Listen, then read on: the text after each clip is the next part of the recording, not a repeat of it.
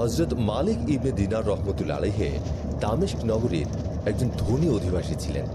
তিনি হযরত মুআবিয়া রাদিয়াল্লাহু তাআলা আনহু নির্মিত দামেস্কের জামে মসজিদে 1 বছর যাবৎ ইতিকাফ করছিলেন, যাতে সবাই বিশ্বাস করে তাকে সে মসজিদ সংলগ্ন সম্পত্তির মোতোয়াল্লি নিযুক্ত করে।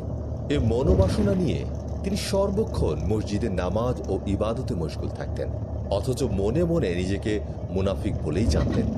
এভাবে কয়েক বছর কেটে যায়। একদিন রাতে তিনি মসজিদ থেকে বের হলে শুনতে পেলেন কেউ যেন তাকে বলছে, হে মালিক, তুমি কেন তওবা করছো না?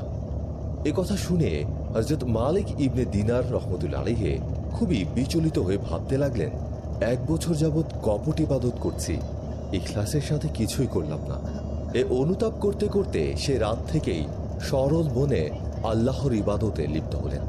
পরদিন সকালে মুসল্লিগণ মসজিদে এসে পরস্পর বলাবলি করতে লাগলেন, মসজিদে বড়ই বিশৃঙ্খলা হচ্ছে। একজন উপযুক্ত মোতোয়াল্লি নিযুক্ত করা হলে মসজিদের কাজ সুচারুরূপে সম্পূর্ণ হবে।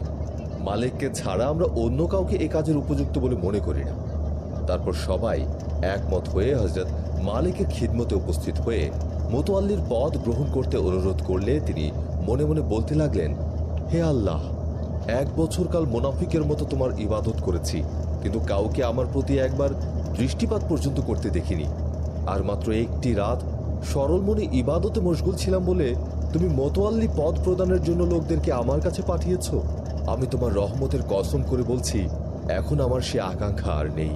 এসব বলে তৎক্ষণাৎ তিনি মসজিদ থেকে বের হয়ে মোতোয়াল্লির পদ গ্রহণে অসম্মতি জানিয়ে স্বীয় রবের ইবাদতে নিজেকে বিলীন করে দিলেন।